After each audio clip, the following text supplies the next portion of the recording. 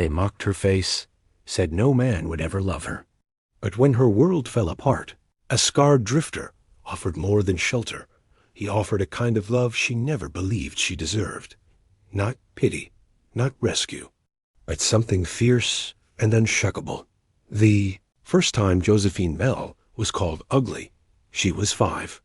The preacher's wife pinched her cheek and whispered it in the kind of voice folks reserve for bad luck and dying crops.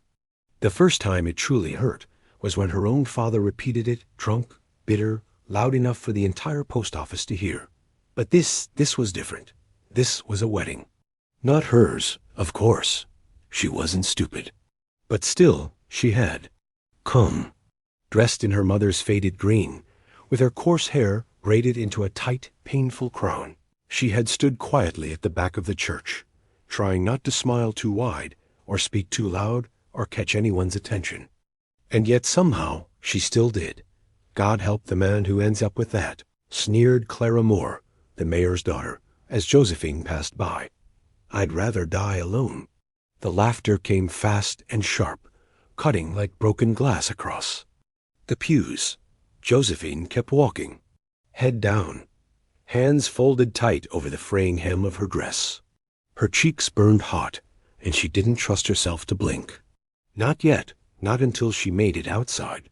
Not until the cold wind hit her face, and the last laugh faded behind the church doors. She didn't cry. Not then. She hadn't in years. But she walked fast past the church, past the schoolhouse, past the general store, until her boots hit the dirt road that curved toward the edge of town. That's where she saw him. He was sitting on the steps of the old feed barn half in shadow, half in sun, with a wide-brimmed hat pulled low over his face and a rifle resting against his knee. She didn't recognize him. He wasn't from Willow Creek. She would have remembered a man like that, scar along the jaw, long coat patched and faded, quiet in the way animals get before a storm. He didn't move when she passed, didn't even blink, but she felt his eyes on her, even with the brim hiding most of his face. She stiffened, waiting for the same sneer, the same pity. But he only said one thing, voice low and even. You bleed quiet. Josephine stopped. She turned halfway, unsure she'd heard him right. Pardon? He tipped his hat up just enough to meet her gaze. His eyes were a kind of green she'd never seen in a man before, like pine needles after rain. Tired, but not unkind. You're hurt, he said, but you don't make a sound. That's rare. I'm not hurt, she replied stiffly, though her voice wobbled against her will. Then you're better at lying than I am at walking away. She didn't know what to say to that. No one had ever spoken to her like that. Like he wasn't afraid of her face. Like he wasn't talking around her. She watched him for a moment longer, then turned away, but his voice followed her. What's your name? She hesitated, her back still to him. Josephine Bell. Josephine Bell, he repeated. You got somewhere you need to be? She didn't answer. She just kept walking. She didn't expect to see him again. She was wrong. It was 2 nights later when the knock came soft, deliberate. Josephine was already awake, sitting beside her mother's bed, counting each shallow breath as if her will alone could keep the woman alive. Her mother stirred at the sound, whispering hoarsely, Who is it, Joe? I don't know. Josephine. Rose, heart thudding. I'll check. She opened the door slowly, expecting Pastor Holt or maybe old Mr. Granger from across the field. But it wasn't either of them, Dot. It was him, the man from the barn. He looked the same coat dusty, hat low, scar gleaming faintly in the moonlight. Didn't mean to spook you, he said quietly. Josephine didn't step back, but she didn't move forward either. How do you know where I live? He held up a small bundle fabric, herbs, a tiny tin of salve. Old woman in town said your mother's lungs were failing. Figured you'd be needing this more than she needs gossip. Josephine stared at him. Why would you care? I don't, he said. Not the way you mean. But I owe a woman once. Couldn't help her. Might be too late now, too. But I got these. Figured I'd try. He extended the bundle. Josephine took it slowly, her fingers brushing his. He was warm despite the cold. "You got a name?" she asked. He nodded. "Callum. Just Callum." She stepped aside without thinking. "You want to come in?" He hesitated. "That's not why I came." But he did. He stepped inside. Callum stayed 3 days, not in the house. He took up a quiet post in the old shed out back, fixing the broken hinges and clearing the tools without being asked. He didn't talk much. But every evening, Josephine found something on the porch. Firewood stacked neat. Soup left with a clean spoon. A worn book wrapped in oilcloth. Her mother's coughing eased, if only slightly. Enough that she smiled for the first time in weeks. "That man's got old sadness in him," she rasped. "Like you, Joe." Josephine said nothing. On the 4th day, Callum knocked again, not with herbs this time, but with a question. "Ride with me." She blinked. "What?" "Ride. Just a mile. Not far." Josephine hesitated. No man had ever invited her anywhere. Not like this. Not without pity or obligation. She followed him. They rode in silence, his horse steady, hers nervous under her. Unfamiliar hands. But Callum was patient. He didn't mock her when she stumbled. He simply slowed until she found her rhythm. They stopped by the ridge where the trees bent low and the land spread wide. The view was nothing special, but it felt like everything. He pointed toward the horizon. "You see that sunrise?" She nodded, eyes stinging. "Everyone calls that beautiful, no matter what it looked like yesterday." Josephine turned to him. Slowly. He didn't smile, didn't touch her, but his voice was steady. "I don't know what they said to you, Josephine Nell, but they were wrong." Her breath caught. He tipped his hat and turned back toward the horses. "Sun's still coming. Up, we should too." That night she cried, and not because she was sad. Josephine tried not to wait by the window the next morning.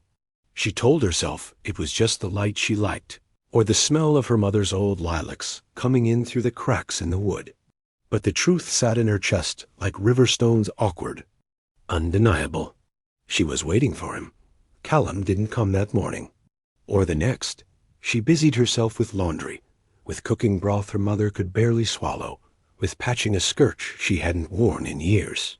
All the while, her hands moved faster than her thoughts, because when her thoughts slowed, she remembered what he said by the ridge. About sunrises. About how people forgave the sky every day for being wild and inconsistent, but never forgave her for being born wrong. She hated that it mattered. She hated more that he hadn't returned by the 5th day. She gave up. Told herself she had imagined it all, that his kindness had been a momentary flicker, a guilt-driven gesture that meant nothing. She was back to being the girl no one invited to dances, the woman mothers warned their sons about, like she was some curse passed down through generations. So when the knock came just before sundown, her heart betrayed her. She didn't walk to the door. She ran. Callum stood there, windblown and streaked with dirt, holding what looked like a bundle of rusted tools. A sheepish look flickered across his face. "I meant to come back sooner." She crossed her arms. "You didn't." "I found work north of the ridge," he said simply. "Fixing a fence line for a man who lost 3 hands to fever. Didn't pay much, but I bartered." He held out the bundle. Inside were 2 horseshoes, a sharpening stone, and something that made her throat tighten. A carved hair comb, smooth and simple, shaped like a crescent moon. "I know it ain't silver," he said, "but it's strong." She looked up at him, blinking too fast. "Why'd you bring this to me?" Callum's gaze didn't waver. "Because I saw your hands last time. You carry your people like they're bricks in your apron. Thought maybe someone ought to carry you for a change." She didn't let herself cry, not this time. She only opened the door wider. "Come in, Callum." The next week passed in a strange, tender rhythm. Callum never asked questions, never made declarations. And yet something between them grew like roots underground, steady, invisible, unshakable. He fixed the porch step without being asked. He cleared a hornet nest from the well, with nothing but a coat sleeve and a shovel. He didn't flirt. He didn't flatter. He simply showed up. And Josephine, in turn, began to shed the second skin she had worn for years, the silence, the shrinking, the low, constant hum of shame she'd been taught to live with like it was a natural part of womanhood. One afternoon, she caught him sharpening an axe behind the shed, sleeves rolled to his elbows, sweat streaking his temple. She handed him a glass of cool water and lingered longer than she meant to. "You married?" she asked softly. Callum paused, blade poised. "No." "Ever been?" He shook his head. "Once thought I might. Long time ago." "What happened?" He hesitated. "She was taken. During a raid out past Wichita. Never found her." Josephine swallowed. "I'm sorry." He nodded. "Me too." They didn't speak of it again. But she saw the way he touched the carved comb when he thought she wasn't looking, as if it reminded him of something or someone he was still trying to make peace with. Whispers started after the second. Sunday Callum joined her at church. They didn't sit together. He stood in the back, hat in hand, eyes low. But in a town like Willow Creek, not hiding was the same as a proposal. By Tuesday, Miss Irene Beach had come knocking. She was polite, of course, smiled with too many teeth, and held a pie wrapped in a dishcloth, like a peace offering. But Josephine knew better. "I only came to check on your mama," Miss Beach said sweetly, glancing around the room. "Heard she was taking a turn." "She's stable," Josephine replied. "Thanks to Callum." Miss Beach blinked. "Callum? Oh, you mean that stranger? My. You're letting him in now, are you?"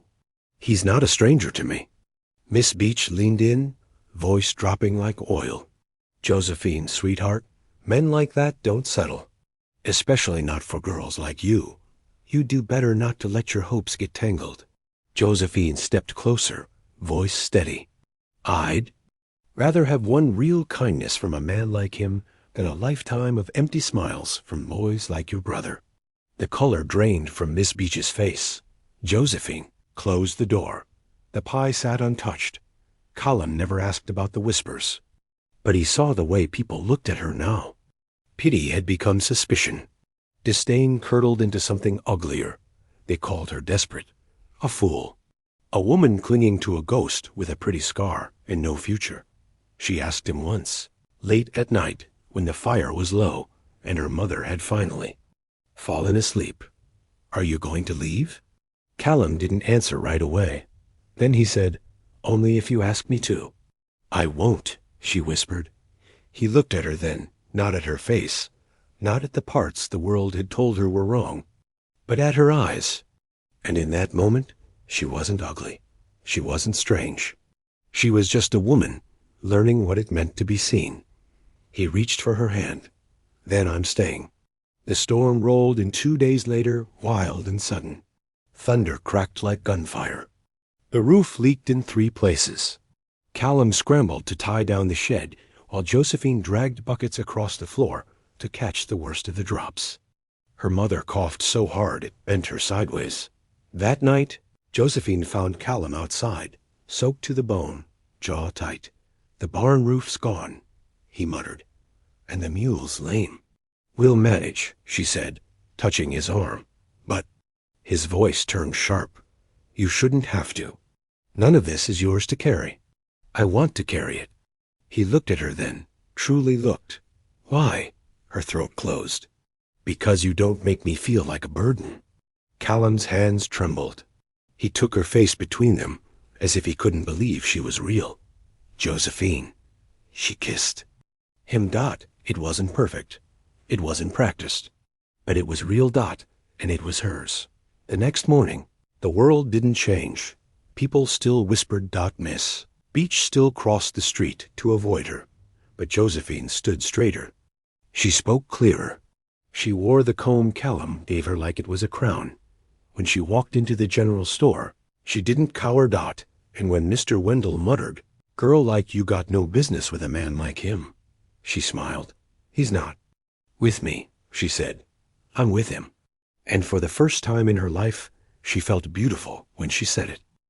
The sunrise that morning was a quiet one. No fanfare, no flaming sky, just a gentle turning of light over the frost-slick grass. Josephine watched it from the porch, her shawl drawn tight and Callum's coat draped over her knees. Inside her, Mother slept peacefully for once, the fever finally breaking. The world, for a moment, held its breath. Callum stepped up behind her, holding 2 tin cups of coffee. He passed her one wordlessly and sat down beside her on the wooden step, his shoulder brushing hers just enough to be known, not enough to be assumed. "You sleep?" he asked. "Not much," she replied, taking a sip. He nodded like he understood, which he probably did. They rarely spoke much in the mornings. Josephine had come to love the silence between them, not the awkward kind she used to dread, but the kind where breathing felt easier just because someone was nearby. Callum set his cup down and looked at her, his jaw working slightly, as if chewing on something more difficult than words. "I've been thinking." Josephine turned, eyebrows lifted. He didn't look away. "You ever thought about leaving this place?" The question landed like a stone in the pit of her stomach. She blinked. "Willow Creek?" Callum nodded. "Ain't much left for you here but ghosts. Same for me." She stared out toward the hills. "I don't know anything else." "Neither do I," he said softly. "But maybe we could figure it out together." Her breath caught. "Callum, I ain't got a silver ring or a church suit. I ain't even got a last name I care much to use. But I know what I feel. When I see you, I know what I don't feel when I'm not near you. That's enough for me." Josephine didn't say anything. Her hands trembled slightly, but not from fear. From hope. Hope so raw it scraped her ribs from the inside.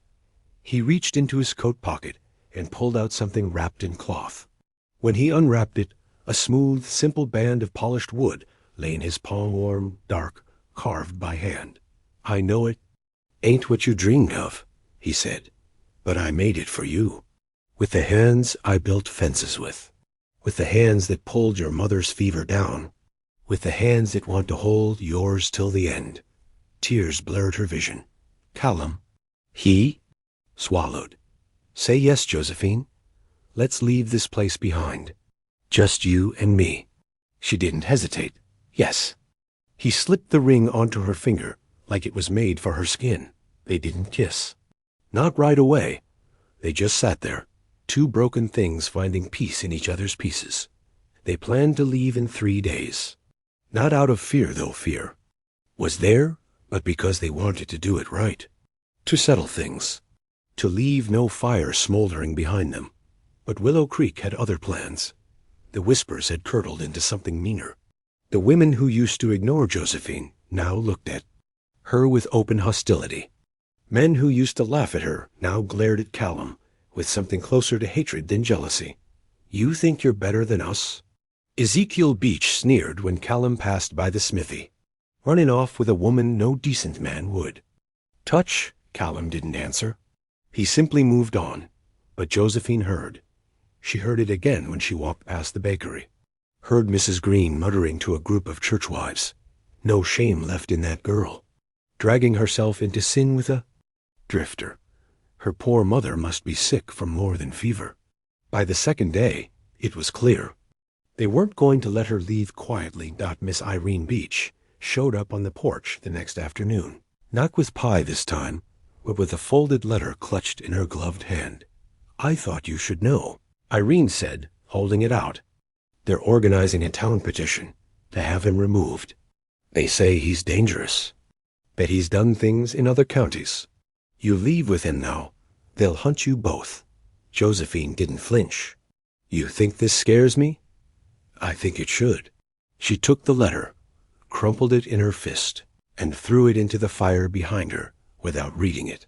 "Let them burn with their spite." Irene's voice dropped. "Do you really think you're going to be happy, Josephine, with a man like that, in some strange town? You'll still be you. That won't change." "I'm not trying to change," Josephine said. "I'm just trying to live somewhere I don't have to apologize for existing." Irene opened her mouth, but Josephine had already closed the door. That night, Callum packed the last of their things. He kept his rifle slung low and hidden, not because he expected trouble, but because trouble was the one thing he trusted to arrive on time. Josephine found an old ribbon at the bottom of a drawer, frayed and faded, but still soft, and tied it around her braid. She didn't have a wedding dress, didn't need one. She looked in the mirror and told herself, "You are enough, Dot," and for the first time, she believed it. They planned to leave before dawn, quietly, before the streets filled and the stairs sharpened. Someone had been watching. They never saw who lit the fire. It started behind the shed, crept up the fence, licked at the barn like a starving thing. Josephine woke to smoke clawing down her throat. Callum shouted, dragging water from the well, trying to douse the flames while shielding the mule with his own body. She ran inside to get her mother, scooping her frail body into a blanket, coughing so hard her vision blurred. By the time the fire died, the barn was gone, and half their supplies with it. Callum stood blackened and hoarse, eyes wild. "They meant it," he said. "They'll burn us if they have to." Josephine, soot-covered and shaking, clutched her mother's hand. "Then we leave now." They didn't make it a mile before the ambush. 3 men stepped out from the tree line, rifles low but ready. Ezekiel Beach led them, a cruel smile twisting his lips. "You thought you could crawl out of here like rats?" he said, without saying goodbye. Callum stepped forward. "Let us pass." Ezekiel laughed. "You think you're going to take her away? That thing? You're filth, both of you." Josephine felt the words like knives, but she didn't flinch. She stood beside Callum, chin high. "You done?" she asked. Ezekiel sneered. "What's a mutt like you going to do? Cry us to death?" Callum moved. He didn't draw his weapon. He simply walked right up to Ezekiel and looked him in the eye. "What you're doing here," Callum said quietly. "This ain't about God, ain't about decency. It's about fear. You're scared of a woman you couldn't control. Scared of a man who didn't ask your permission." Ezekiel shoved him. "You're dead, boy." Callum didn't fall. "Then shoot, or get out of our way." The standoff held like a storm that wouldn't break, and then a voice rang out, high, cracking. "Let them go, Mrs. Green, of all people," holding her apron tight in both fists. Standing behind the men. "They've done nothing but love," she said. "And I'm tired of watching us poison everything pure, just to feel powerful." One by one, more figures stepped from the shadows. A schoolteacher, a farmer's wife, an old man with one arm and cataract eyes. Not many, but enough to make Ezekiel hesitate, enough to make him lower his rifle. He spat at Callum's boots. "This town's already cursed." Josephine smiled coldly. "Then we'll leave you to it." By the time they reached the hills, the town had faded behind the trees. Josephine didn't look back. Not once. She sat beside Callum on the mule cart, her mother asleep behind them, and let the wind whip through her hair. He looked at her. "Still sure?" She took his hand.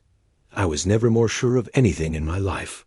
And in that moment, as the sun broke over the horizon in waves of gold and quiet fire, he looked at her like she was the most beautiful thing he'd ever seen, because she was.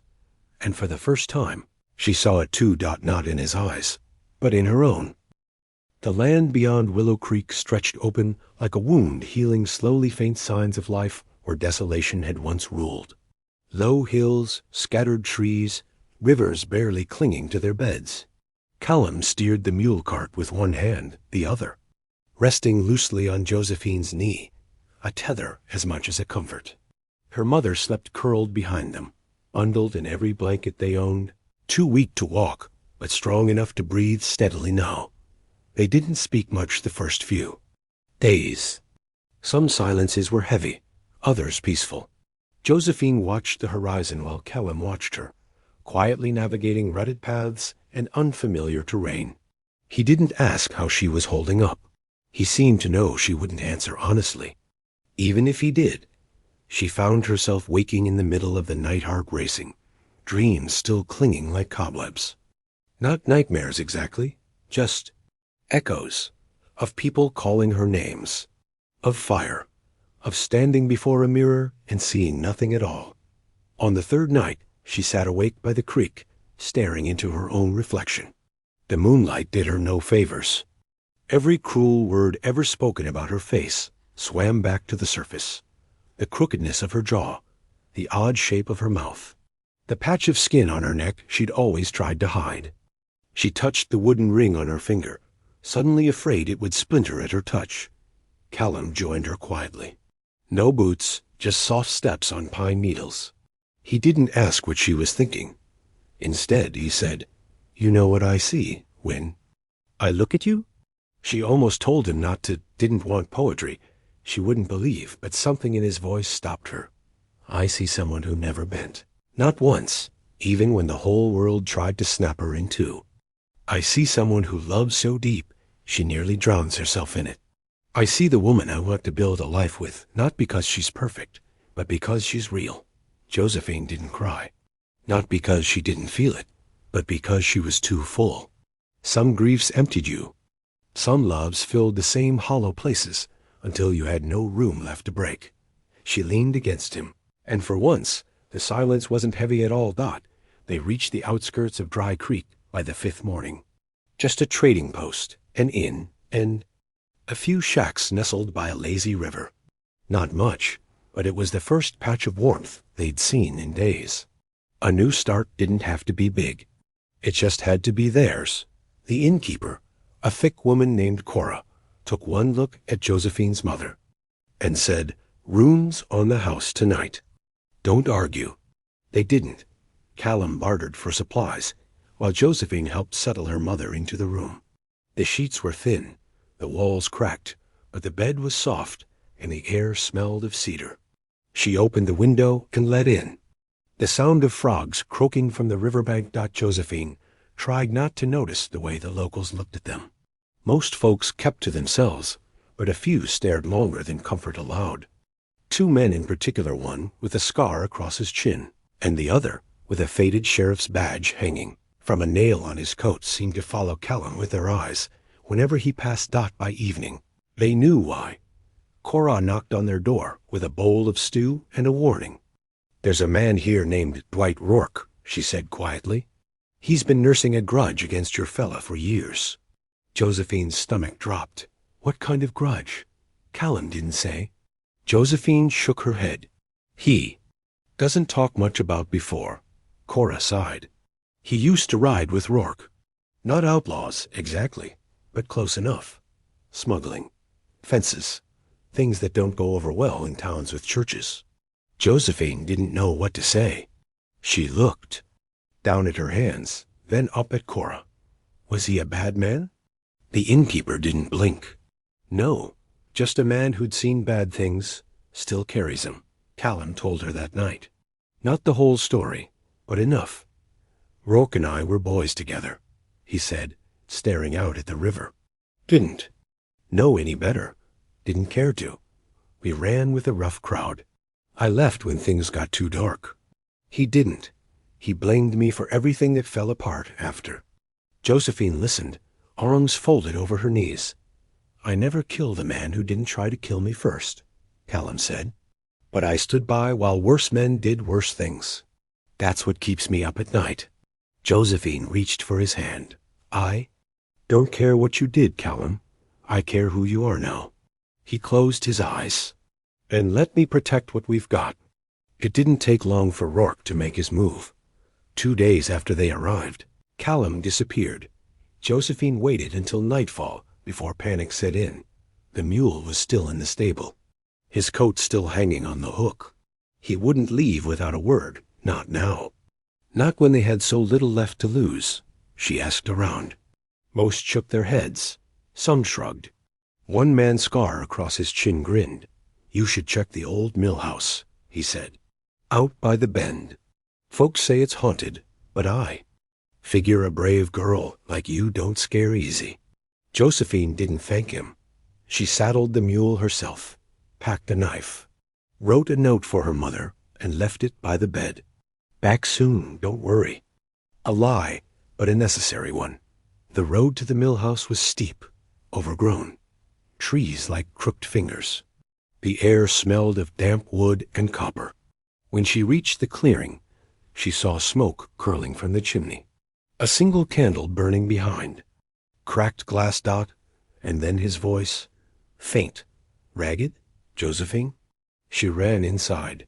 Callum was tied to a beam, blood at his temple, wrists raw from rope. Rourke sat across from him, boots propped on a chair, chewing on a matchstick. Well now, he drawled. You brought her, just like I figured you would. Josephine stepped between them. Let him go. Rourke raised an eyebrow. You got. Steel girl. I'll give you that. Pretty in a strange kind of way. She didn't blink. Touch me, and I'll bury that knife in your throat. He laughed. You think I brought him here to hurt you? I just want to chat. Callum growled. Don't listen to him. Rourke leaned forward. I just want what's mine. He walked away and left me with ashes. You give me the deed he carries in that satchel, the land he bought out west, and...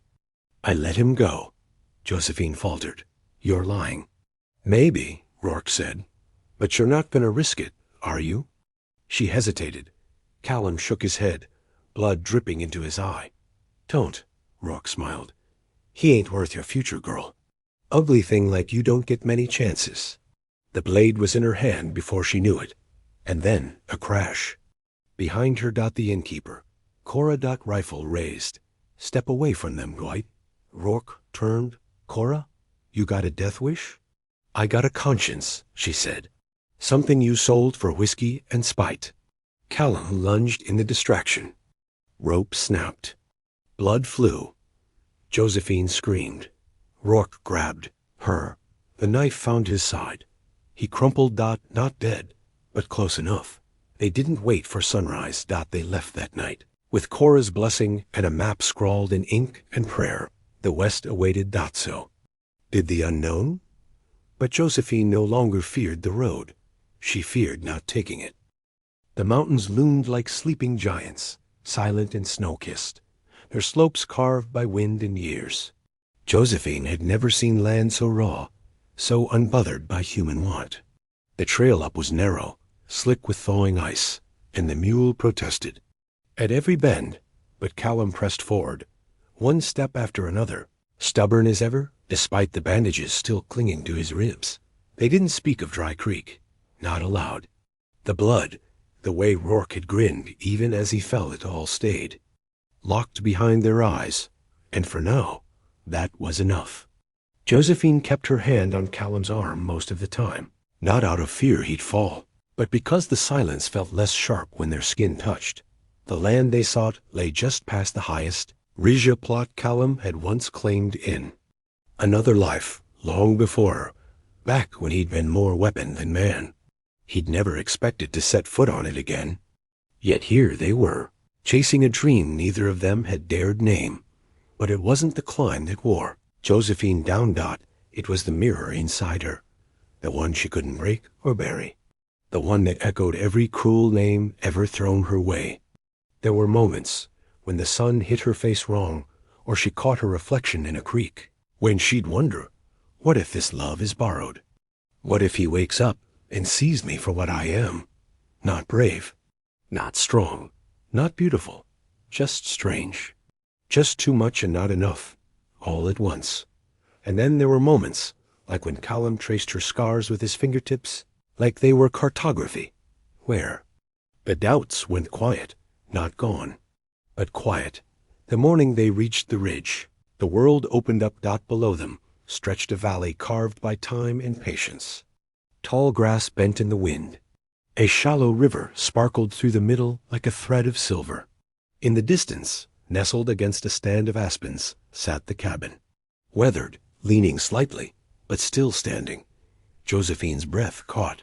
It's real, she whispered. Callum smiled. Told you.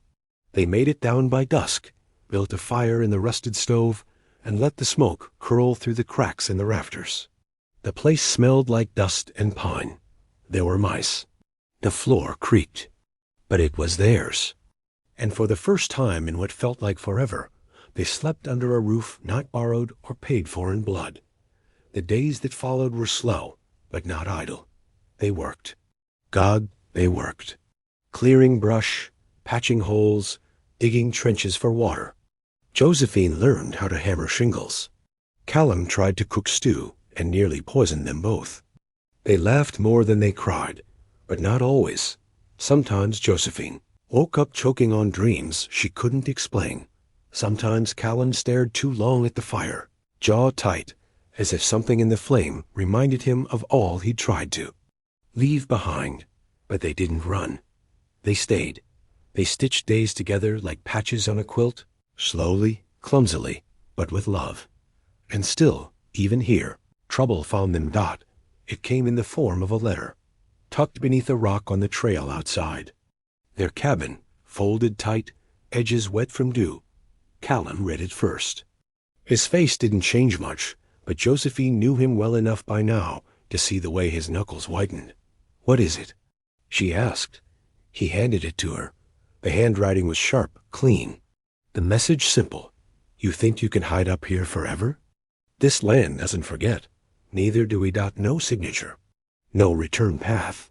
Just threat, clear and cold." Callum burned the letter. They reinforced the doors that night. Checked the rifles. Didn't sleep much. Josephine sat with her back to the wall, eyes on the shadows moving beneath the moonlight. She wasn't afraid of men who barked from the dark. Not anymore. But she was afraid of what fear might do to them. They had found something rare. Peace born not from safety, but from survival. And she knew how fragile that kind of peace could be. The next morning, Callum went to town for supplies. It was 2 days' ride down the valley, and another 2 back. Josephine kissed him once on the brow, and once on the lips before he left. She didn't say, "Be careful." She said, "Come home." He said, "Always." And then he was gone. That night, the shadows returned. Not whispers this time. Footsteps. Outside the cabin. Then voices. Male. Close. Josephine didn't hesitate. She lit the lantern, grabbed the rifle, and stepped onto the porch. There were 3 of them. Boys. Men. Rough coats, rougher eyes. One had a shotgun. The other 2 had the look of men used to hurting what didn't fight back. The leader smiled. "Didn't mean to scare you, miss. We just thought this land belonged to someone else."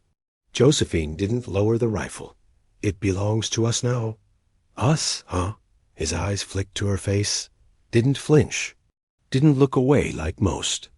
But there was something in his smirk that felt colder than fear. "You the bride?" Josephine didn't answer. The man took a step forward. She cocked the rifle. The sound cracked through the air like lightning. He stopped, the man with the shotgun raised, his hands. "We ain't looking for trouble." "Then leave," Josephine said. The leader didn't move. "I knew Callum once," he said. "Back before he started pretending he was better than the rest of us. You tell him that. You tell him Rourke was just the beginning." Josephine didn't blink. "Callum's not pretending," she said. "He is better." And then she fired. Not at them. Just over their heads. They ran. Cowards. Always did when met with something fiercer than their bark. Josephine stood on the porch long after they vanished, breath shallow, hands shaking. Not from fear, but from rage. From how easy it had been to let her old self, the one that cowered, die a little more. She was not made to be beautiful. She was made to endure. To love. To protect. Callum returned 3 days later to find the door reinforced, a fresh stack of firewood, and Josephine asleep with a rifle across her lap. She stirred when he entered. "Miss me?" he said softly. She reached for his coat, buried her face in it, breathed him in.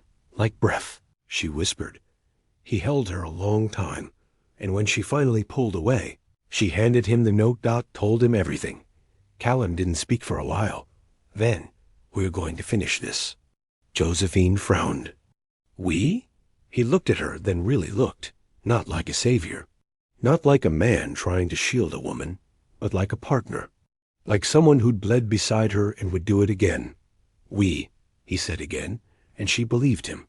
Because there, or only two ways this kind of story ended. One was with surrender, the other with fire. Snow fell that morning. Not thick or fast, just soft flakes spinning down like ash from a memory, but it was enough to make the world feel still again, blanketed and quiet. Josephine watched it from the cabin's window, arms crossed tight, mind far from peaceful. The letter had burned to ash, the men had fled back into the woods, and Callum had returned safely. Still, something twisted beneath her ribs, a feeling that danger hadn't been driven off, only delayed, that the threat hadn't been a warning, but a promise.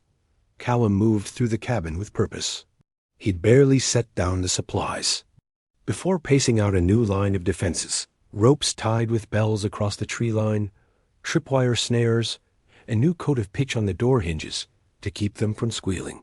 Josephine offered to help, but he shook his head, not from pride or wanting to shelter her, but because his hands needed something to do. She understood. He couldn't stop what had already happened, but he could make damn sure it didn't happen again. Thought it was after sundown, when the kettle whistled and the fire snapped low, that he finally sat beside her. "I think I know who sent them," he said. Josephine didn't speak, just waited. Callum's voice was quieter than usual, like he was telling her something sacred or dangerous. "There was a time before Dry Creek, before I rode alone. I worked for a man named Harlan, Keene, out near Copper Ridge." She nodded. She'd heard the name before. "A rancher, rich, powerful, cruel. I did things for him," Callum said, eyes on the fire. "Things I ain't proud of. Collected debts, broke a few bones when words didn't work. Harlan paid well, and I told myself men like that had it coming. But there was one job. A man named Cyrus winked. He had a daughter. Deaf, pretty. He wouldn't sell his land. Said it had been in the family for generations. Harlan wanted it bad. Said it wasn't about the land, it was about setting an example. He ran a hand over his face, jaw tight. I rode out with two others. We were told to scare him. That's all. I thought we'd torch a fence or two. But one of the others got mean. Lit the bar with the girl inside. Josephine's breath caught. She made it out. Barely, but she was burned bad. Her father lost everything trying to save her. Next, I heard he drank himself to death. She disappeared. Some say she took her own life. Others say she swore revenge. Callum leaned back, eyes closed now. I left Harlan after that. Couldn't sleep. Couldn't breathe without seeing her face. That was the last job I ever took. For blood. Josephine reached for his hand. Found it trembling. She could still be alive? She asked. Maybe. Or maybe someone else is carrying her rage now. A brother. A cousin. Someone who thinks making me suffer is justice. Silence. Settled between them. The kind that tasted like regret and snow. "You never told me this," she whispered. I was ashamed. "You still are." He looked at her then, eyes dark and honest. "I don't want that man to ever touch what we've built. I don't want my past choking your future." Josephine squeezed his hand. "Then we don't let it." The days that followed passed like smoke, uneasy, quick to vanish.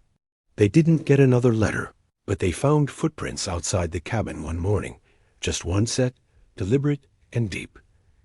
Whoever had come hadn't knocked, hadn't tried the door, just stood there, watching, listening, then walked away. Callum decided it was time to ride south. "I need to see Harlan," he said. "Alone? You'll be safer here." Josephine stepped in front of him. "You think I want safety more than I want you to come back alive?" His shoulders dropped. "Then we go together," he said. They left at dawn, packed light, locked the cabin behind them like a secret. The mule brayed in protest, but eventually followed. The road to Copper Ridge was long and winding, carved between cliffs and gullies, and the farther they went, the more Callum changed. His voice got quieter. His eyes got harder. Josephine saw the weight settle back on his shoulders like old armor. They reached the edge of town by nightfall. Copper Ridge wasn't much more than a saloon, a post office, and a few scattered homes, but the ranch itself sat just outside, high on a bluff, surrounded by barbed wire and hired guns. It looked more like a fort than a home. They stayed in town overnight, hidden under false names. In the saloon, Callum kept his back to the wall. Josephine watched everyone who entered. She wasn't pretty by the standards this town worshipped, and she knew it, but she also knew how to carry herself like someone not to be trifled with. It kept stares short and questions shorter. In the morning, they rode to the bluff. A man at the gate raised his rifle as they approached. Callum raised both hands. "Tell Harlan King that Callum Ray's come to speak peace." A guard hesitated, then vanished behind the gate. They waited. When the doors creaked open. It wasn't Harlan who came out. It was a woman tall, pale, long braid of dark hair. Her hands were gloved, even in the warmth. Her eyes had the steady focus of someone who'd seen fire and survived it. Josephine knew instantly. The girl from the barn. Changed. She studied Callum like she was reading a page from an old, half-burned book. "I told him you'd come eventually," she said. Callum took a slow breath. "I'm sorry. I know." Her voice didn't shake. "But sorry doesn't undo what was done. And Harlan's been dead 5 years. You didn't know?" He shook his head. Stroke. Took him quick. "Cowards. Guy like that sometimes." Josephine stepped forward. "Then who's been sending the letters? The men?" The woman's eyes slid toward her. "I have." Callum tensed. "Why?" "Because you lived," she said. "Because you rode away and built a life while I stitched my skin back together and buried my father alone. You got love. You got redemption. All I got was silence." Josephine swallowed hard. "And now?" "I don't want revenge," the woman said. "Not anymore. I want understanding. I want you to feel what it's like to be hunted, to never be safe, to live with ghosts." "You could have killed us," Josephine said. "I still could." Callum stepped between them. "Do it then, if that's what you need. But don't drag her into this. She didn't earn your barn. I did. And I've hated myself every day since." The woman's jaw worked. Then she took off one glove. Her hand was scarred, the flesh mottled and twisted. Still healing. Maybe it always would be. She held it out to Josephine. "Let me see yours." Josephine hesitated, then pulled her scarf down, bearing the mark on her neck, the uneven ridge across her cheek. She didn't speak. The woman studied her. "A long moment. We're not so different," she said. Then she put the glove back on. Turned. Walked away. Callum didn't speak until they were back in town. "What just happened?" he asked. "She saw herself in me," Josephine whispered. He took her hand, pressed it to his chest. "I see everything in you." They left Copper Ridge that night. Rode fast. Didn't look back, but Josephine didn't feel safe until the cabin came back into view, its crooked chimney and creaky door. Home. Or something like it. They unpacked in silence. Made stew. Lit the fire. And just when the stillness settled, Callum turned to her. "I want to marry you." She froze. He knelt. Not with a ring, but with the look of a man who'd chosen her, not just today, but every day. Her eyes burned. "Why?" "Now?" she asked. "Because I'm done waiting for life to be perfect before I make it permanent." She smiled through tears. "Then I say yes." The wind howled outside, but inside, 2 people sat closer than the storm and stronger than anything that had ever tried to break them. It was a stillness that came after being chosen. Josephine felt it like warmth in her marrow, a quiet that settled deep inside her where doubt had once lived. That night, long after Callum had fallen asleep, she sat by the window wrapped in the old quilt he'd brought from town weeks ago, staring into the night as if it might answer back. She pressed her palm to the glass. It was cold as truth. She wasn't beautiful by the stories folks told around fires or the lies sold in silk and rouge. She was scarred, sun-browned, lean as fence wire, and worn from a life that had only ever offered what she could take with her own 2 hands. But he had seen her, not pitied, not tolerated, seen. And in that look, in that question he'd asked with no ring, but all the weight of forever, she'd felt beautiful in a way no mirror had ever dared to show Dot the wedding was set for the end of the month. Just enough time to trade for cloth and food, and a preacher willing to ride out to the edge of the known world. Callum offered to ride into town alone, but Josephine insisted on going with him. She didn't want to hide from the world on her wedding day. Not anymore. If they were going to build something new, she wanted the first brick set in full view. Not in the shadows. Dry Creek hadn't changed much. Dustier, maybe. A new sign above the general store. But the people were the same. Stares like needles. Whispers just loud enough to pierce the skin. When they stepped inside the store, the old woman behind the counter stopped chewing her licorice stick and gave them a look like they'd tracked mud across her grave. "You back," she said to Callum. Not a question, just passing through. Her eyes slid to Josephine. The silence dragged. "We're getting married," Josephine said plainly, before the woman could spit the word why. "Suppose every pot finds its lid," the old woman muttered. Josephine stepped forward. "We'll need flour, coffee, 2 yards of linen, 3 of lace." The woman blinked. Josephine didn't flinch. Callum let her handle it. There was something powerful in watching her stand tall in a place that had once made her feel so small. When they stepped out onto the wooden sidewalk again, she had the sack of goods slung over her shoulder and her chin high. "You didn't have to say anything," he murmured. "I wanted to. You're not afraid of them anymore?" Oh, I'm still afraid," she said. "I just don't care." They found the preacher at the edge of the churchyard, sleeves rolled up, hammering a new beam into place after the spring storm had split the roof. He looked up when he saw them and squinted like he couldn't quite believe what he was seeing. "Josephine?" He asked. "Hello, Reverend. I heard you were dead." "You heard wrong." Callum stepped forward. "We're getting married. Need someone who doesn't choke on the words." The preacher nodded slowly. "You know the church board's still full of folks who then do it outside," Josephine said. "God don't care where we stand." He looked at her, then at Callum, and after a moment he nodded. "I'll come." By the time they rode back to the cabin, it was dusk. Orange bled across the snow-touched hills, and the sun dipped like a coin behind the peaks. They spoke little on the ride. The silence wasn't heavy. It just didn't need filling. But when they reached the clearing, something in Josephine's bones went tight. The cabin door was open, not wide, just cracked. Enough to say, "We were here." Callum was off his horse before it stopped moving. He didn't go in with a gun. He didn't shout. He just stepped forward and pushed the door gently open. Inside, the fire had long gone cold. A chair had been knocked over. One boot, just one, sat in the corner where Callum always left his things. But nothing was taken. Not the food. Not the money. Just a single ribbon from Josephine's nightgown, tied to the window latch like a noose. Callum picked it up, held it between his fingers. "They know we're getting married," he said. Josephine stood in the doorway, arms around herself. "Is it the woman?"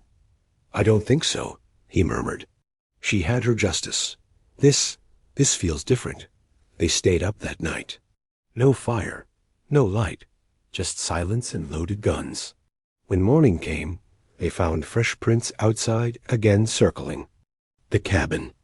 Someone was toying with them, watching, waiting, trying to shake something loose inside. Their heads. Josephine wouldn't be shaken. She took the ribbon, braided it into her hair. "I've hidden all my life," she said. "Not for them, not anymore." Callum said nothing, just pulled her close. They built the harbor 3 days later. Not fancy, just 2 logs lashed together, standing upright, with a string of dried flowers hung across the top. Josephine wove the lace she'd bought into a sash and stitched the linen into a dress that didn't try to hide a single part of her. Not the crooked line of her collarbone. Not the scar on her throat. Not the burn on her shoulder from a skillet she dropped when she was 13. She wore her truth like armor. The preacher arrived a day early. Alone, said he needed the quiet. Or maybe he just didn't want to give anyone in Dry Creek the satisfaction of stopping him. The wedding was to be simple. Just the two of them, the preacher and the sky. No music, no guests, no lies, but nothing stayed simple for long. That night, as they sat on the porch sipping coffee, a shot rang out. The mug exploded in Josephine's hand. She dropped, instincts sharper than thought. Callum was already beside her, dragging her back. Into the cabin. Another shot split the doorframe. Sniper, Callum hissed. He crawled to the side window, peered out through the cracks. Then he saw them. 3 figures, low in the trees, one with a scope, the others holding torches. Not trying to kill yet, just scare. Provoked. He turned to Josephine. We can't wait this out. You said no. Running. I said no hiding. This ain't hiding. This is surviving. They crawled out the back, through the woodshed. The preacher stayed behind with his Bible and a shotgun. I've done more dangerous ceremonies, he said, smiling. Josephine and Callum circled wide, barefoot in the snow to leave no boot prints, moving like ghosts across the dark ridge. Reached the shooter's perch, just as one lit another match. Callum struck first. A quick blow to the back of the man's neck dropped him cold. The second man turned, but Josephine was already moving. She swung a rock hard into his temple. He fell with a grunt. The sniper fled, but not fast enough. Callum tackled him at the tree line, fists flying, rage uncoiled. Why us? He growled. The man spit blood. You think the world forgot what you did? He hissed. You think scars don't whisper? Callum pulled back. I don't owe you anything. The man grinned. No, but she does. Callum's blood went cold. What? She broke her sister's heart, the man said. Left her alone with a dying mother. Shamed her family. All for what? To be a bride? Josephine stepped forward. Who's your sister? You don't even remember. The man laughed. Good. Makes this easier. He lunged only to be dropped with a clean blow from Callum's fist. They tied the men up. Left them for the sheriff in Dry Creek with a note and a trail of boot prints. Back at the cabin, the preacher was waiting. So was Dawn. Josephine stood by the arbor, lace sash fluttering. Callum took her hand. Still want to marry me? He asked. I always did. The preacher opened his Bible. The sky opened with light, and in that clearing, bruised and breathless, scarred and seen, Josephine said the words no one thought she'd ever be given. I do. They said the words, took the vows, and for a heartbeat, maybe 2, the world went quiet. It didn't thunder with approval or part the clouds in celebration. It simply paused, as if to witness. The preacher wiped his brow and called them husband and wife, his voice catching slightly as he did. Whether it was the cold or the emotion, Josephine didn't ask. She was too busy holding Callum's hand, like she might drift away if she let go. The kiss they shared was not one of fairy tales or ballads. It was slow, full, like water to the dying. No cheers rang out, no bells tolled, but they needed no choir. They had each other.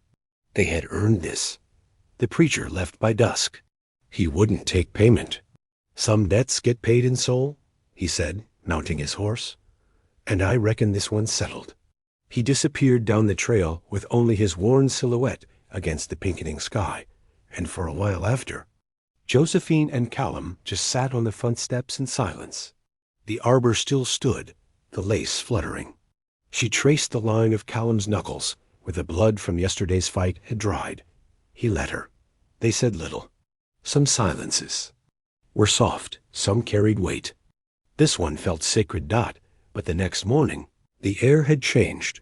The light came strange thinner, like it had to pass through something invisible just to touch them. Josephine felt it first. A tightening in her spine, a strange pressure behind. Her eyes like a storm preparing to speak. Callum noticed her unease and asked, but she only shook her head. Some feelings didn't have names. The trouble started not with fire, but with a letter dot. It came tied with twine to the hoof of an exhausted bay mare, which collapsed outside their cabin just before noon. Callum ran out first, loosened the note from the saddle, and called Josephine with a voice that wasn't quite steady. The paper was yellowed, stained at the edges, but the ink was sharp. She knew the handwriting before she even reached him. I never forgot what you did. You left me in that house with her screams. You married your way out of it, but I buried her alone. You don't get to be happy, Joe. Not while I'm still breathing. Josephine folded the letter without reading the rest. She turned away. Who is it? Callum asked, quiet. My sister, she whispered. He waited. She was older, by 3 years. We grew up in a house where love wasn't given, it was begged for. Father died young. Mother went slow. Illness took her piece by piece until there was nothing left but skin and screaming. I ran. I was 17.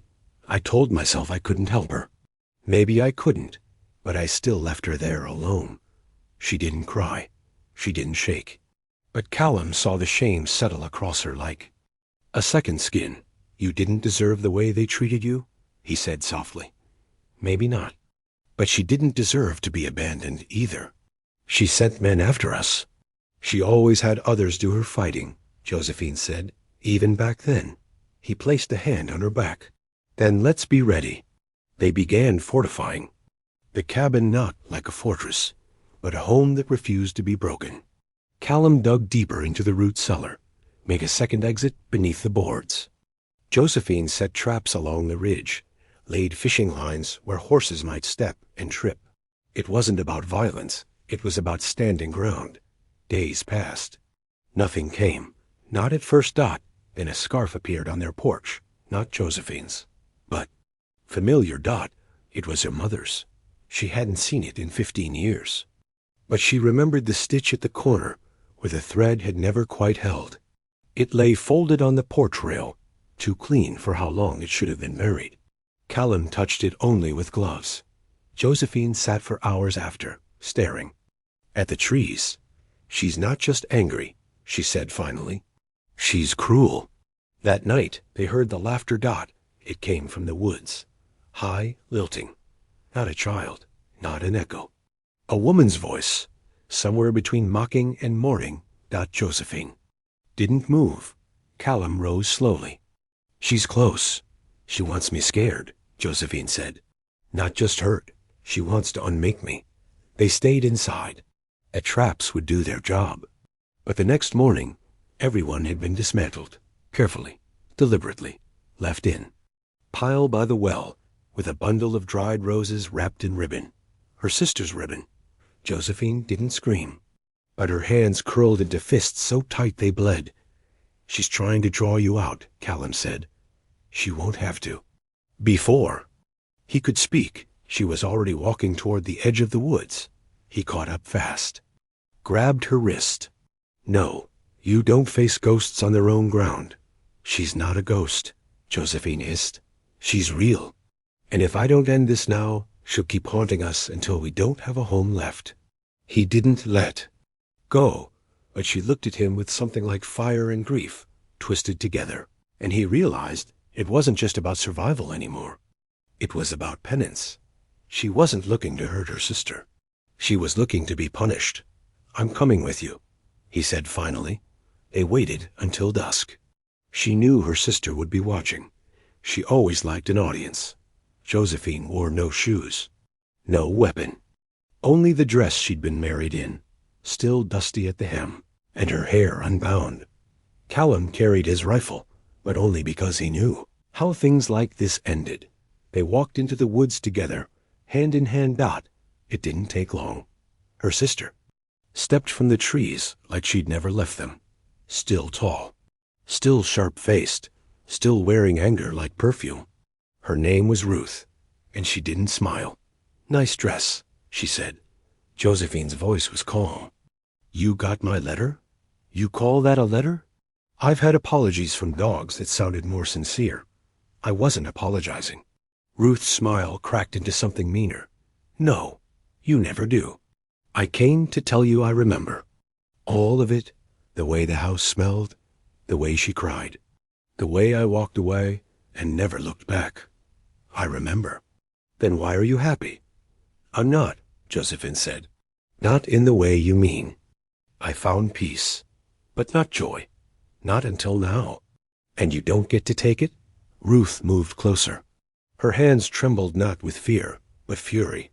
You think marrying some wandering fool wipes the slate clean? Callum stepped forward. She didn't.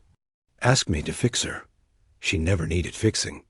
Oh, how noble, Ruth snapped. Defending your little project. Josephine stepped between them. He doesn't speak for me. Ruth laughed once, hard. That's the first honest thing. You've said since you were 17. There was a pause. Then Ruth lifted a hand. And it's something small, shiny, a locket. Their mother's. I came to return it, Ruth said. But maybe I'll let you keep it. Something to remember her by. She threw it at Josephine's feet. It cracked open on a rock. Inside, a lock of hair, gray, and a photo. One Josephine had never seen. Her mother smiling faintly. And two little girls beside her, holding hands. Josephine bent down. Picked it up. She looked at Ruth. I did love her. I just didn't know how to live through her dying. Ruth didn't speak. You wanted me to suffer. I have. You wanted me to bleed. I have. You wanted me to remember. I always did.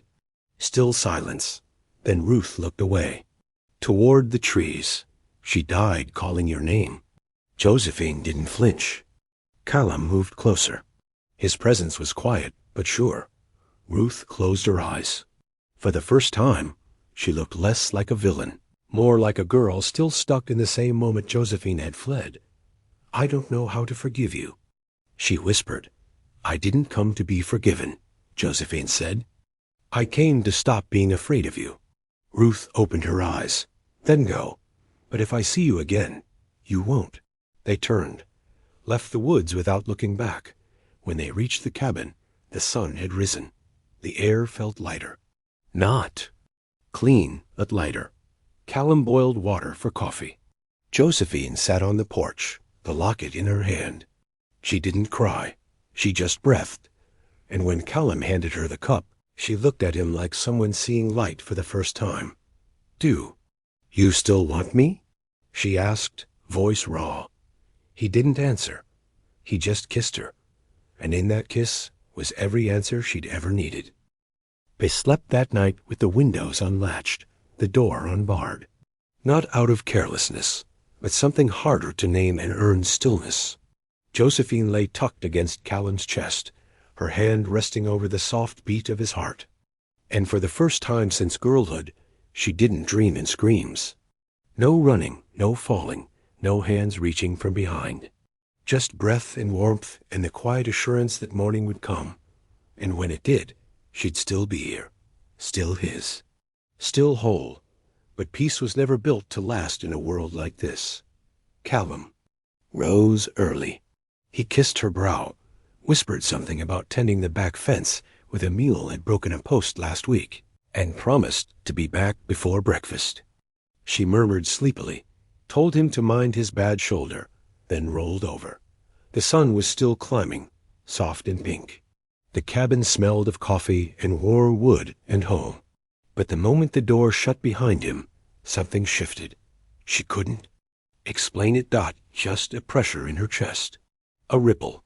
She made eggs anyway, fed the chickens, swept the porch, sat with a book in her lap. She didn't read. By noon, he wasn't back. By 2, she was walking the fence line, boots kicking up dust, voice hoarse from calling his name.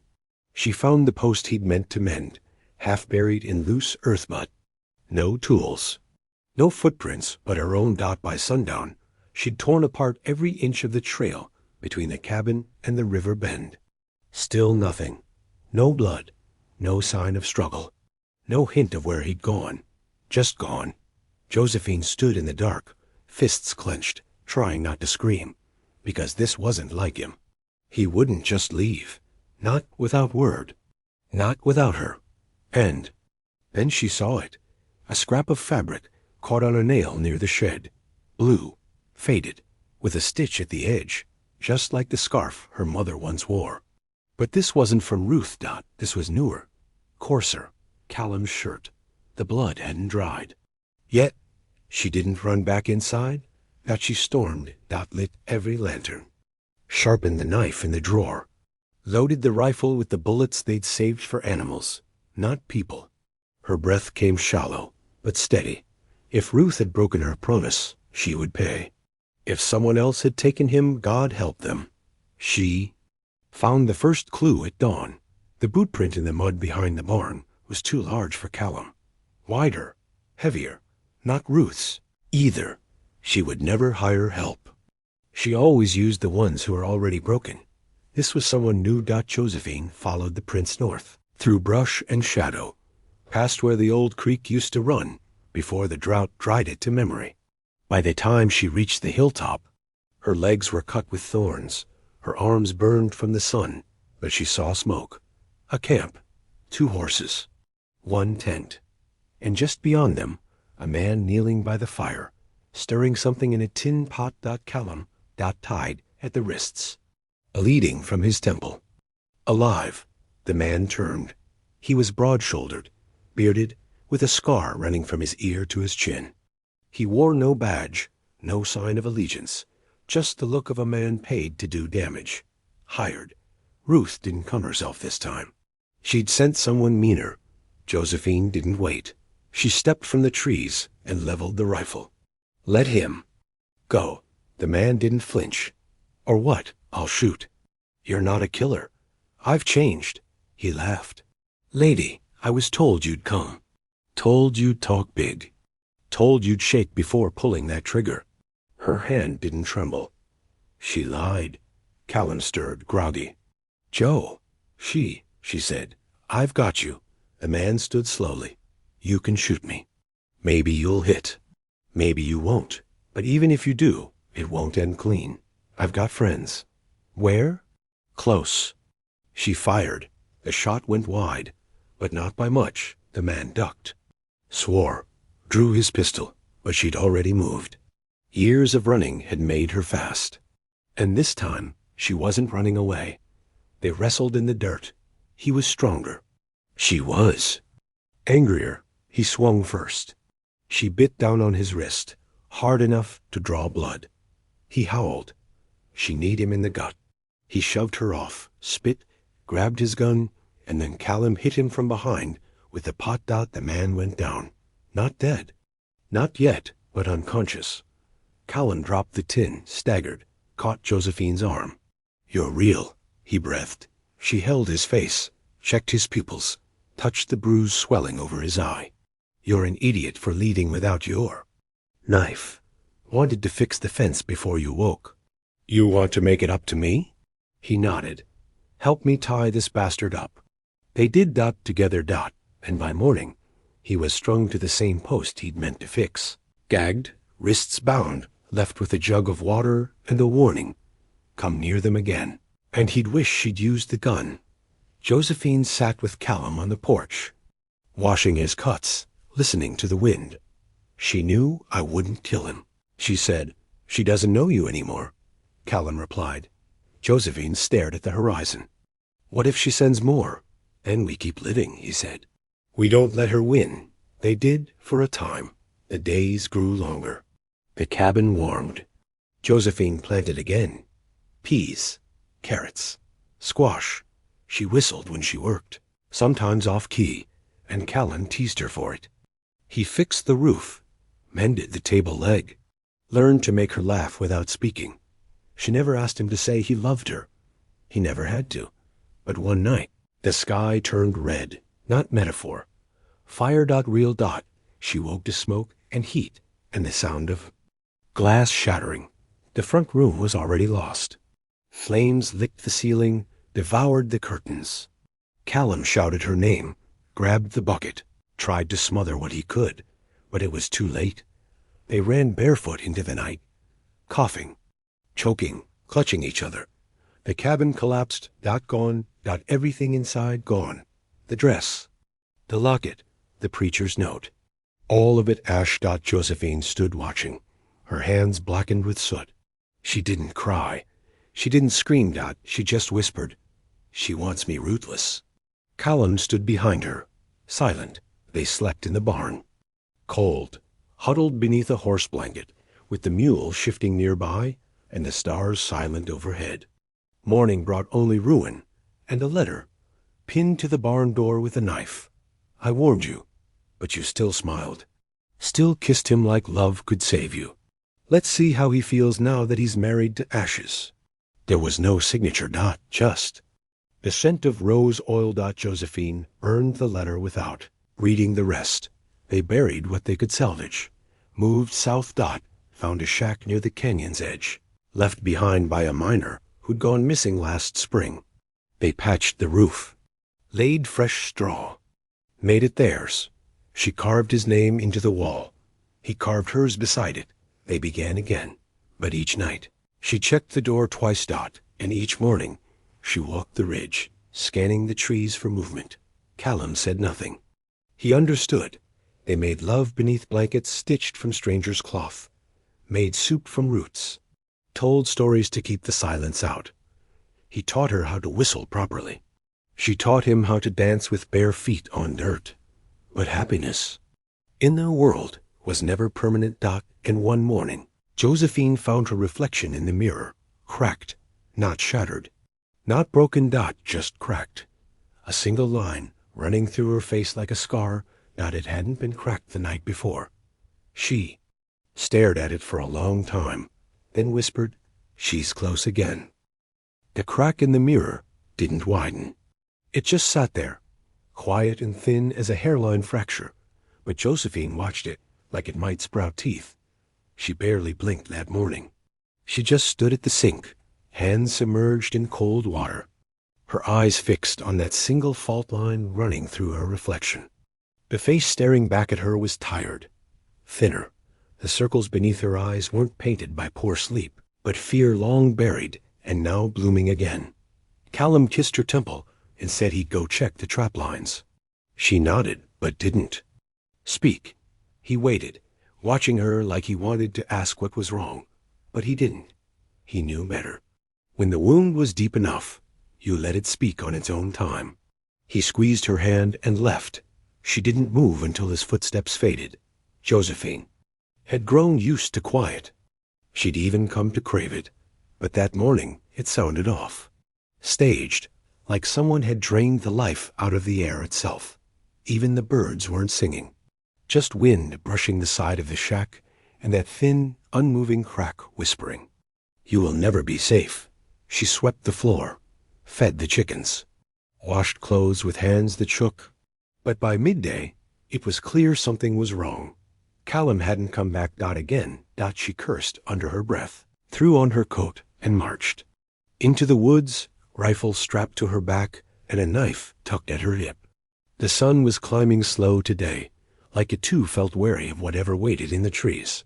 She moved faster, checked the traps, all undisturbed, then checked the stream bend where he usually fished when his thoughts got too heavy to keep inside. Empty. Then she saw the boot print, smaller than Callum's, sharper toe, and a drag mark beside it, like someone had limped or been pulled. She followed it. Down the slope, through the brush, past where the earth grew soft from last week's rain. Then she heard the laugh. A woman's laugh, soft, smoky, familiar. Josephine crouched low, heart knocking in her throat. The trees opened to a clearing, and there, sitting on a fallen log, was Ruth, alive, smiling, wearing a shawl Josephine recognized as hers, the yellow one she'd knitted during the first winter with Callum. And in Ruth's lap, a music box. Not playing. Just cradled, as if it had always belonged to her. Josephine stepped into the clearing, slow and steady. "Where is he?" Ruth didn't startle. She didn't even look surprised. She just tilted her head like a bird catching scent. "You came. You took him." "I did." "Why?" "You still don't get it, do you?" Ruth stood, brushing bark from her dress. I tried to spare you. I told them to leave you alone after the fire. Told them you'd break on your own, but no. You had to keep loving him. Keep pretending like you deserved it. Josephine gritted her teeth. Where is he? Ruth circled her like a wolf sizing up a tired deer. He's safe, for now, but I wanted you to see something first. She opened the music box. The tune was off key. One note always had been. The one Josephine never figured how to fix. It played. Anyway, slow and wheezing, and Ruth smiled like it was her favorite song. I used to sing this to you, Ruth said softly, when you were little, before they called you names, before they made you feel like your face was something to hide. Josephine's fingers clenched around the rifle stock. Ruth turned, suddenly furious. And you think he loves you? You think that man sees past what everyone else does? No, darling. He pities you. He's fixing you. That's what they do. And when he gets tired of fixing, he'll leave. Josephine didn't blink. You're wrong. You're blind. No, I'm done being afraid of you. Ruth's hand flew out, fast as a whip, slapping the music box shut with a loud crack. Then prove it. Where is he? Prove it first. Josephine knew what she meant before the words came. Ruth had always used tests. Little cruelties wrapped in riddles. This one was worse. There's a man at the bottom of the hill, Ruth said, voice soft again. Tied to a post. I want you to put a bullet in him. Josephine stepped back. What?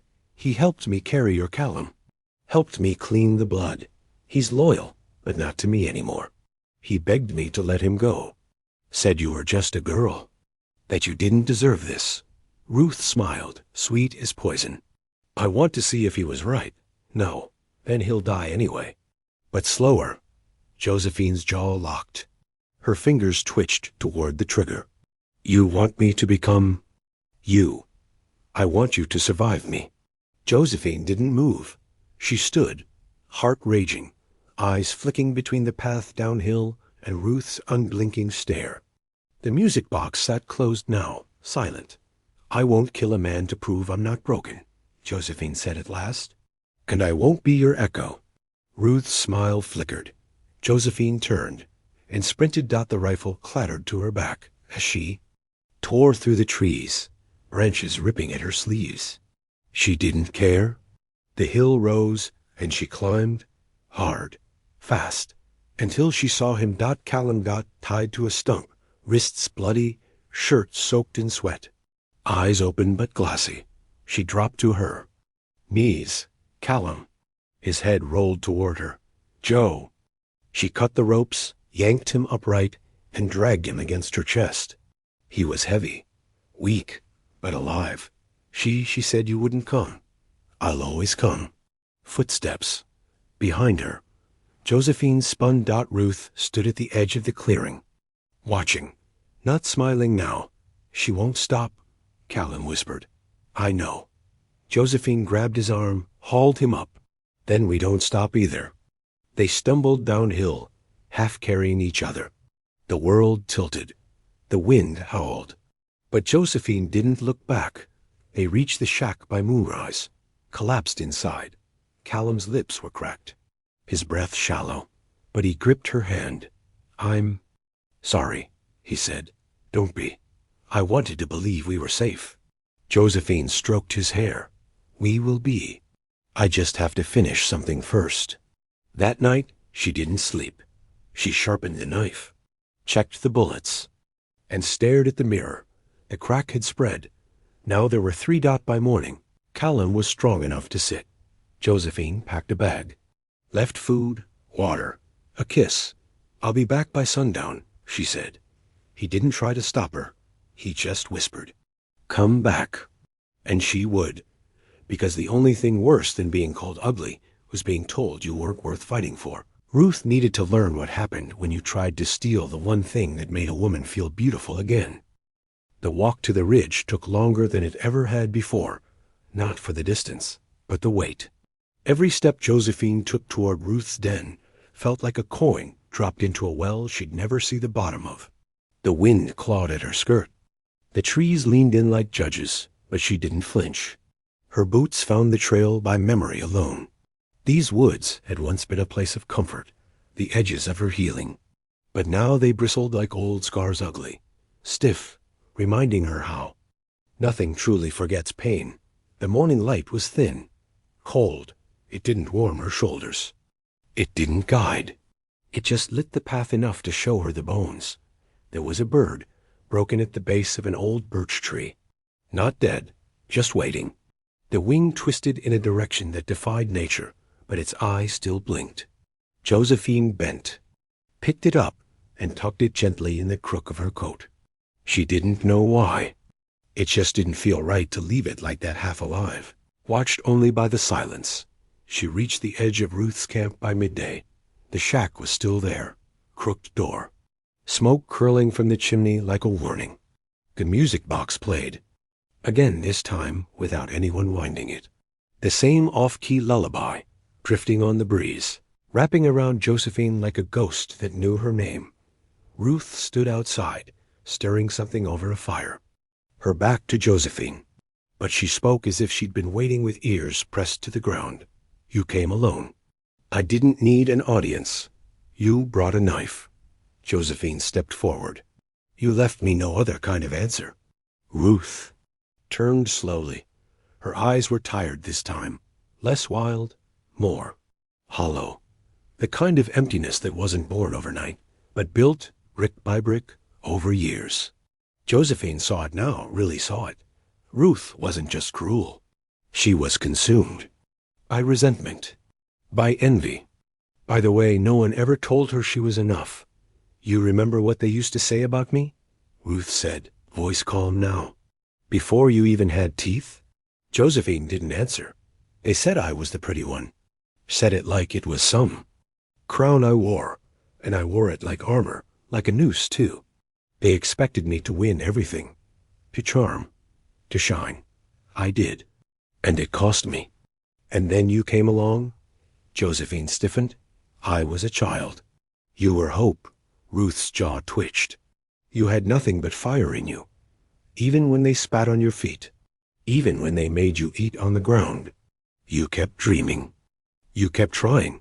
And they started looking at you different. Not with love, not with lust, but something worse. What? Pity. Josephine stepped closer. And that's what broke you? That I reminded them of what they did to you? Ruth's hands curled tight around the ladle. You think I'm jealous. I think you're in pain. You don't know pain. You think I didn't see the way they treated you? Josephine's voice cracked. You think I didn't hear what they whispered when you passed by? You survived by turning their poison into your power, but you kept drinking it long after they left. Ruth didn't speak. Josephine stepped closer. I didn't come here to fight you. Then why? Are you here? Josephine reached into her coat, pulled out the bird. I came to give you one last chance to remember who you were before all this. She laid the bird gently on the edge of the firewood pile. It blinked at Ruth, still alive, still waiting. You can help it, Josephine said. Ruth stared at the creature like it was made of glass. You can let it die, Josephine continued. Or you can fix something, for once, without hurting someone else to do it. Ruth didn't move. Then she turned, walked into the shack. Came back with a cloth and a bowl of warm water. Kneeling beside the bird, she began to clean the wound. Silent, focused, her hands trembled, but not with rage. Josephine sat across from her. The music box played on. They stayed like that for nearly an hour. And when the bird finally stopped blinking, its chest stilling for the last time, Ruth folded the cloth over it, careful and slow, and whispered something Josephine couldn't hear. Then she stood. And said, I buried my baby under that birch. Josephine froze. Ruth didn't cry. I never told anyone, not even our mother. He came from a man who said I owed him something. I was too afraid to run, too ashamed to speak. So when he came, I held him, aimed him, and when he got sick, I prayed. She looked toward the woods. God didn't answer. Josephine swallowed hard. You didn't have to carry that alone. I did. Why? Because I was too beautiful to be believed, Ruth whispered. Then she reached behind the firewood dot and lifted the rifle. Josephine stood. Fast, but she didn't flinch. If you're going to shoot me, she said, just make it clean. Ruth aimed. Dot paused, then turned the barrel and smashed it against the birch trunk again and again until the metal bent. The wood cracked, and the rifle hung useless in her hands.